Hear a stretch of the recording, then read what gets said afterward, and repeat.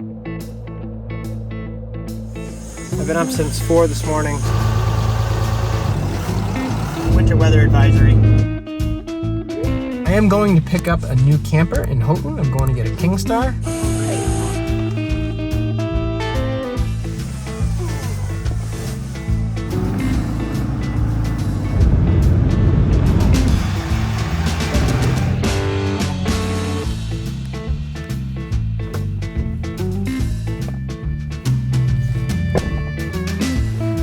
Hey guys, it's time for a road trip, but I'm only taking the truck this time. Sasha's gonna be staying behind in our truck camper at Dinosaur Valley RV Park, and I'm gonna be driving from Glen Rose, Texas, all the way up to northern Michigan. It's gonna take me about 3 days. One of the things that's gonna be a little bit more of a challenge on my trip up there is it's gonna start getting very cold. It might be 60 degrees in Glen Rose today, but by the time I get up to Michigan, it's gonna be a whole lot less than 60 degrees. This is a 20-degree sleeping bag. I have a few layers of mat. These are just some yoga mats and my old backpacking thermarest. I'm gonna bring a jet boil so I can make some coffee and some rehydrated meals. But since I have a big power station, I decided that I was gonna try bringing a couple things to experiment with. First thing in the morning, it's kind of cold, and I think I can take the chill off with this heater. I'm also gonna be bringing an electric blanket, and I'll be able to use it all night long using the power station. All right, it's been a couple hours. I have all of my camera stuff. I got the heater, got my boots, so we're good on that. I have my sleeping bag, food preparation stuff, 100%. I'm gonna tow this out there and I'll hit the road in the morning.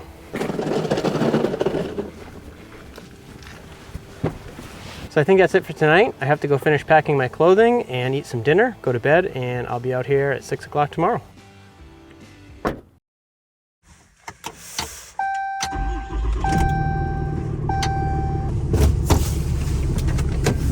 Morning guys, so it is 6:06 and my first stop is going to be at a place called Houghton, Chrysler, Jeep, Dodge, Ram. I kind of forgot in all my travels in the last 3 or 4 months that I need to get my oil changed. So I called them yesterday and I got a 7 a.m. appointment, so I'll be able to get my oil changed. I also need to get the transmission oil changed and filter, and get the fuel filters and water separators replaced. So it's only a 3,000 mile trip, but I'd rather do it with fresh oil than old oil. I checked the forecast and it's not looking too bad. In Wisconsin, they're gonna be in the upper 20s, lower 30s at night, so it's really not that cold. But yeah, so out of curiosity, I reset my trip meter. I've never really driven the truck long distances without the camper on it, so I'll be curious to see what my mileage is on the way up to Michigan unloaded. My overall average for the last 68,900 miles is 13.9 miles per gallon, and that was averaging 32 miles an hour, but that's all of my driving. So I've reset it, and I've driven 4 miles since then, and we'll see how it does. I'm gonna stop and top off the tank. I got 8 gallons of diesel, and that brought me up to 496 miles of range. That's pretty good. All right, I dropped it off. It's gonna be a few hours, unfortunately. There it goes.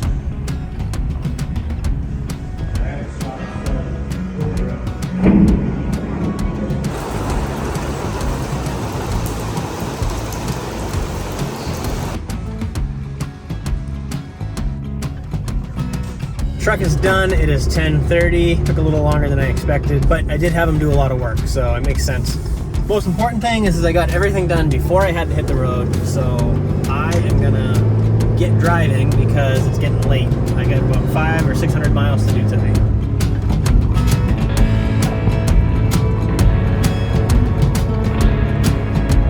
I'm averaging 16.2 miles per gallon, which is pretty nice. Made it to Oklahoma.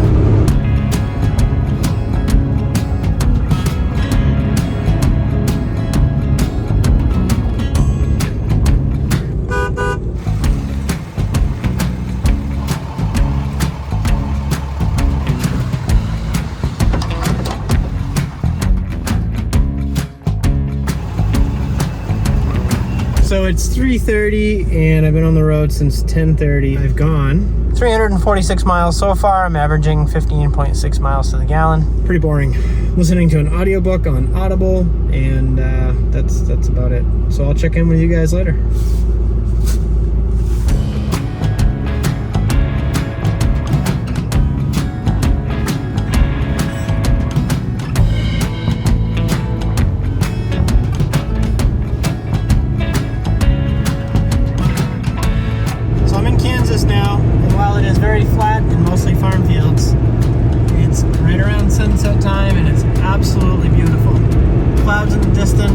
Love it.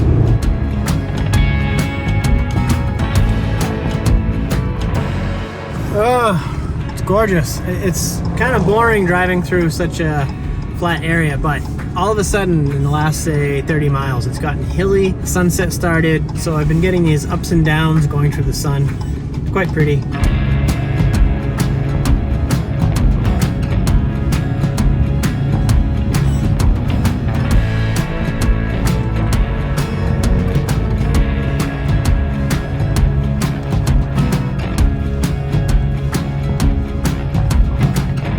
So I found a little like free municipal campground somewhere in Kansas. There's not a lot of free boondocking here, so I'm hoping that this is a nice quiet spot because I didn't want to camp next to big rigs or at a Walmart parking lot. So I think this might be where I spend the night. Cool, it's an Army Corps of Engineers place. Some bathrooms. I'm the only one here, which is nice. I guess I can just park in one of these pull-off areas. That'll work. It has been a long day.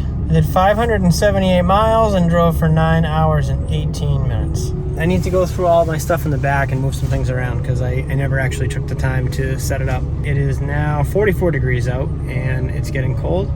And I can't wait to try out the heater because I still need to make some dinner and get changed and just relax for a few minutes. I'll be curious to see how well this works.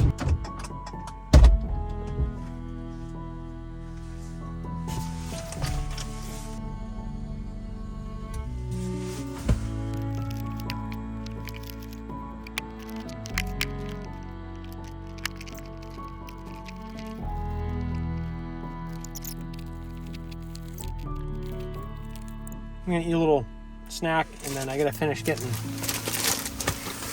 all my stuff kind of organized because right before I left I just threw it in the back here. Now I'm gonna have to turn all this into a little home, at least for a couple nights.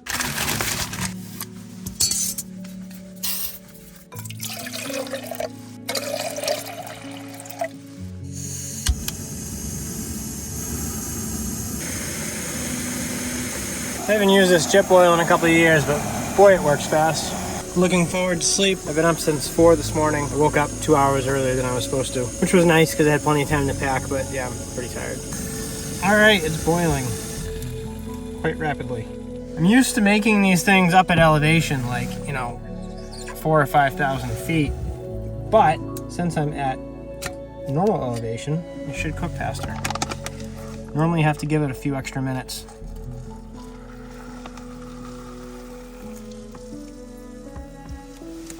I'm gonna give it a quick stir so that the seasoning gets mixed in. And then we'll seal it up and let it sit. 20 minutes. It's actually pretty warm right now. You wrap it up so that the heat stays in there. I spent years backpacking with kind of a older style stove, and when I got the jet boil, I was absolutely blown away at how fast it heats up. Oh, I'm so tired. Wow. Now that the truck's sitting here, and temperature's definitely starting to drop. It's gonna be 34 degrees tonight. It's definitely cooling down. I'm gonna eat dinner and I'll be back with you shortly.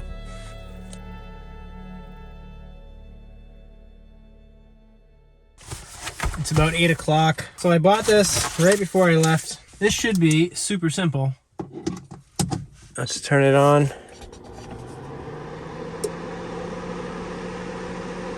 It's pulling 1600 watts. 1800 watts, probably a little more than I need in this small space. Feel the heat. You got high, low, and eco.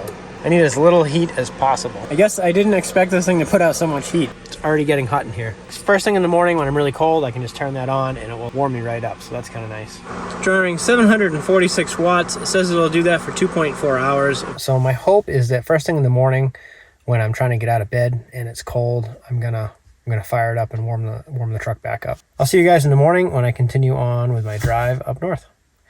Good night for now.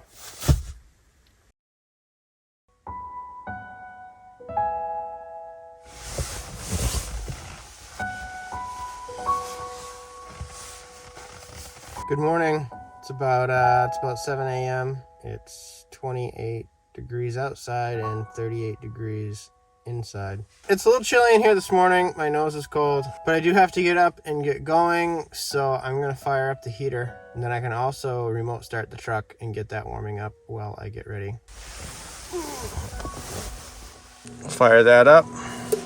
Oh, that feels so good. Oh, that's so nice. I didn't expect it to feel so good. It's cold in here. It could definitely be colder, but oh, that feels so good. So the windows are a little foggy, obviously from breathing all night. You can see the windshield is frozen. According to my phone, it's 26, 27, 28 out, something like that. Oh, that's so good. Wow. Wow. Wow, you know, I've camped a lot in cold weather. I've done a lot of like winter backpacking in the mountains in New Hampshire, things like that. And you know, you just get used to it. It's cold when you wake up. And of course, I never had the luxury of having heat with me, but I'm a little older now and I'm used to living in a camper.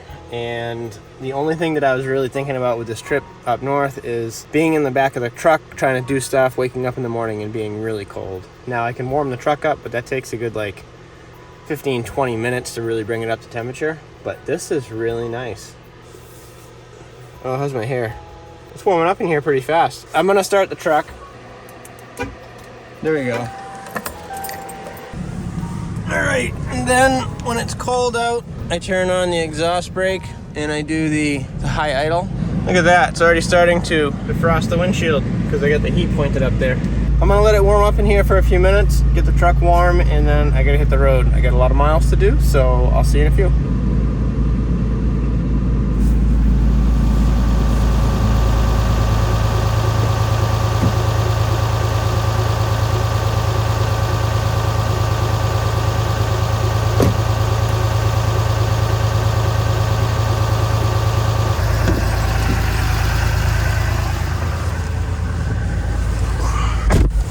Oh, it's so warm in here.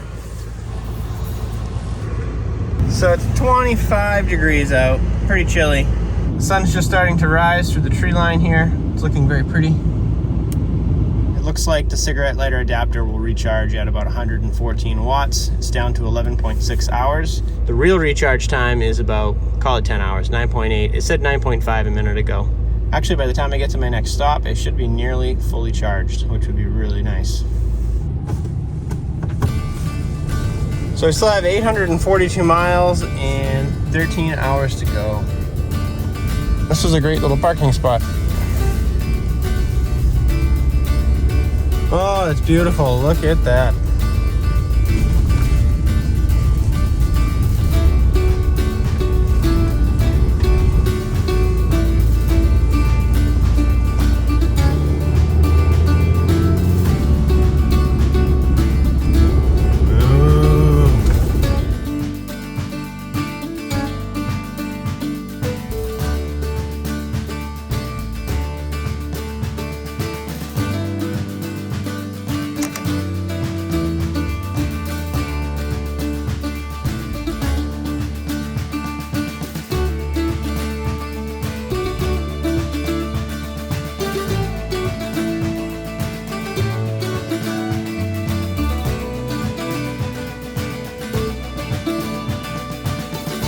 Not sure what that is, but there's clouds in the distance. I'm probably driving into a storm is my guess. It actually looks pretty crazy. I don't know what it's gonna look like on camera, but it looks like a wall of storm. I just pulled over at a rest stop for a couple minutes and unfortunately I see snow as well as a mattress. I'm much farther north now and of course that comes with some snow. So this is kind of the first snow I've seen.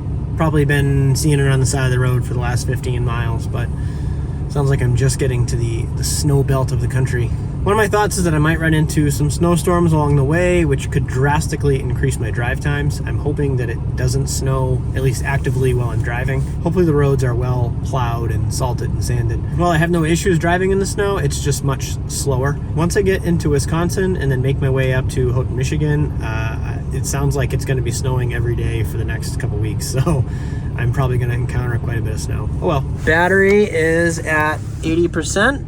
Not 10 minutes after I recorded that last clip thinking about snow, I just got a winter weather advisory. So far, so good.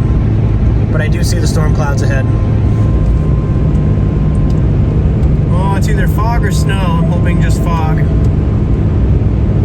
Yeah, I think it's just fog. 7.5 hours, 464 miles to go.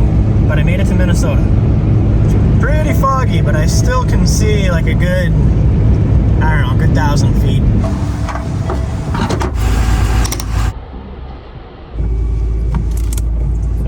It's 4:10, it's 36 degrees, and it's starting to get dark now.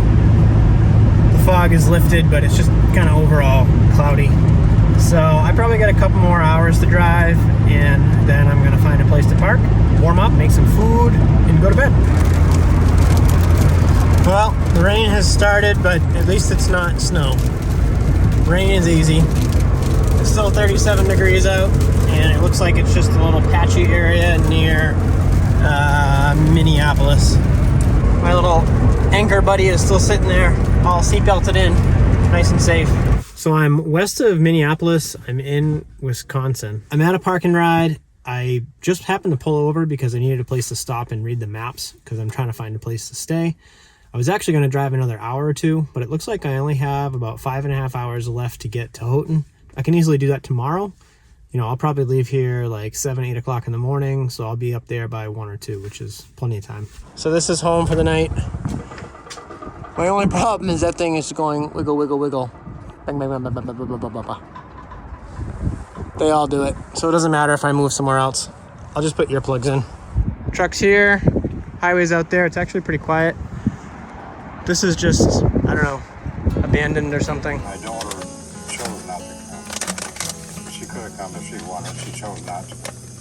So, my probation run while I was there. Yeah, so does your conscience? And destroyed some of its most historic buildings. Getting ready for bed, and I used my little heater to kind of take the chill off. I warmed it up. I ran it for about, I don't know, 5, 6, 7 minutes, something like that. I put my sleeping bag down, then I'll lay on top of that. I'm gonna put the electric blanket on top of me. Then I have this big, thick, heavy cotton blanket, which I'll put over this. But it's already warm. So I'm actually thinking I'm gonna be too hot tonight.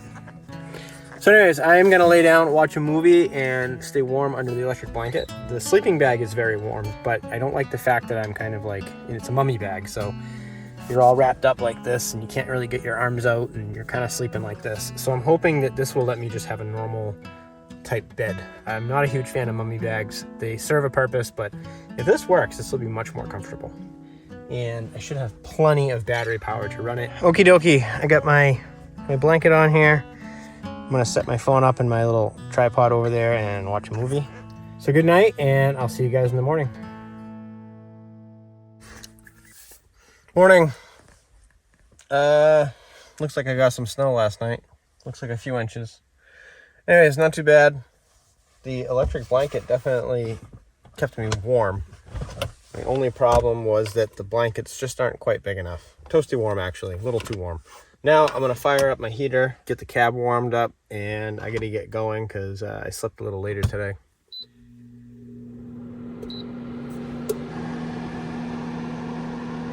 I ran the heater and I killed the battery, so it's completely dead. I'm gonna start the truck up now, and then I have to go shovel off all the snow. The snowplow guy just came through and cleared a path. Just taking a little lazy morning. I have about 6 hours of driving left. I'm planning on getting a hotel tonight in Houghton, and then tomorrow morning, I'm gonna go pick up our camper.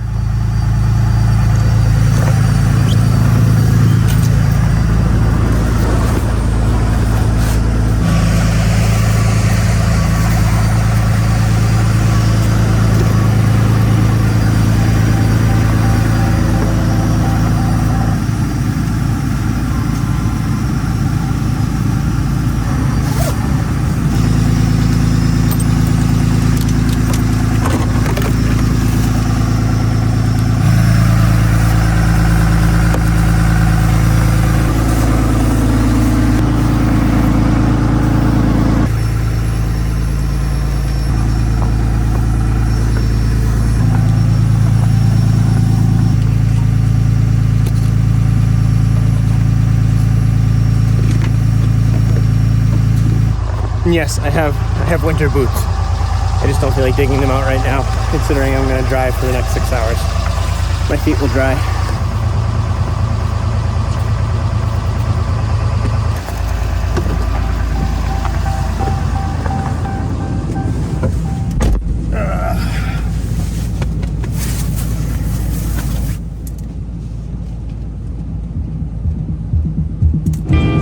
Alright, nice. The highways are completely clear, wet, but obviously salted and plowed, so I'm good to go.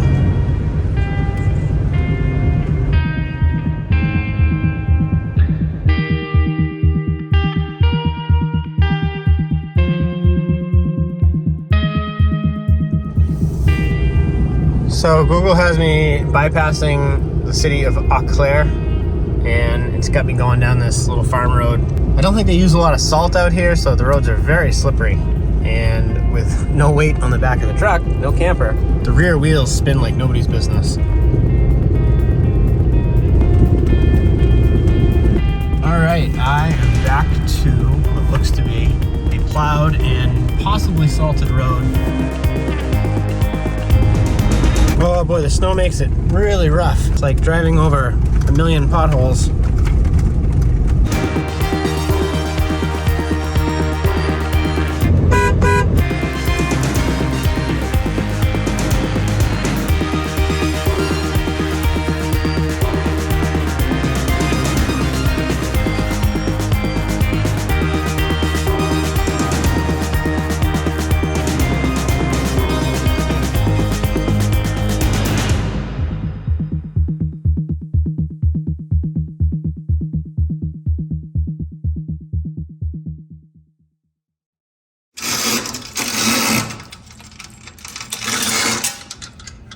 All right, so I made it to my hotel. I'm looking forward to a shower.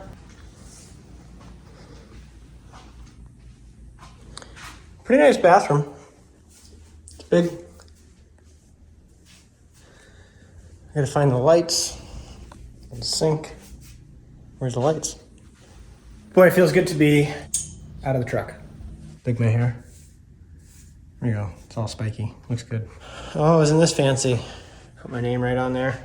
Welcome, Scott. I'm gonna take a shower because it's been a couple days, and then I need to go get some food because I'm very hungry.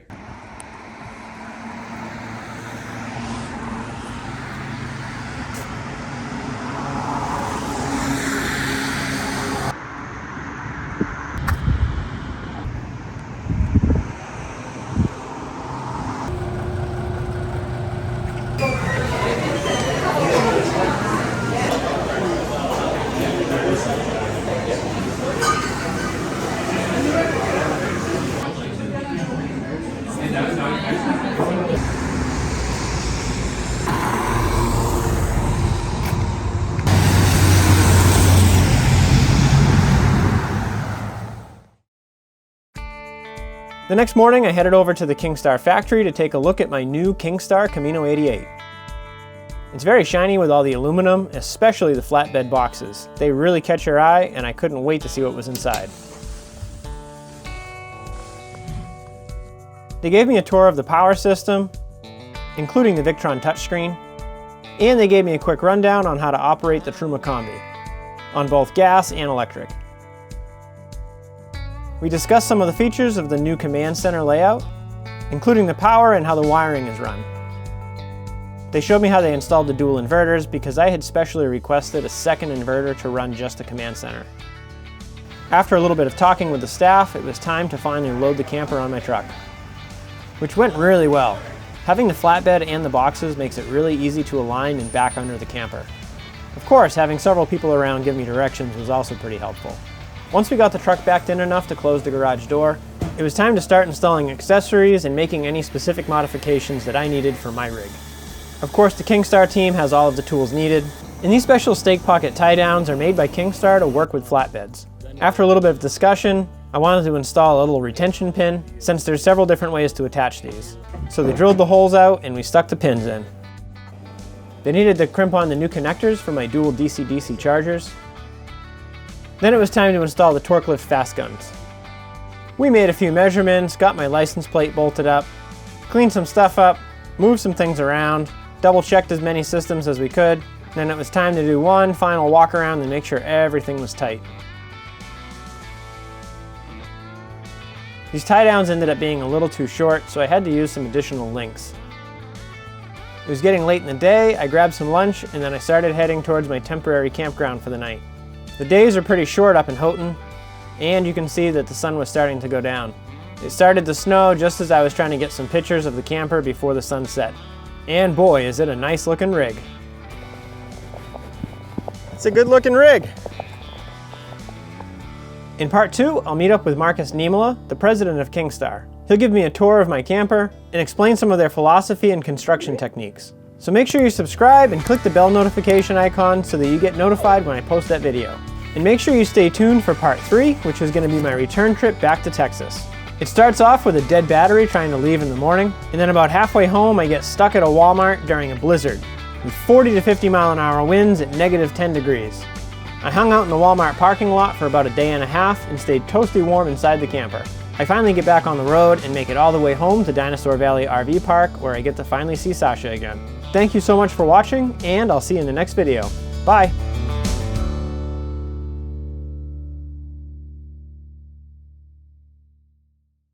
Wiggle, wiggle, wiggle. Bang, bang, bang, bang, bang, bang, bang, bang, bang.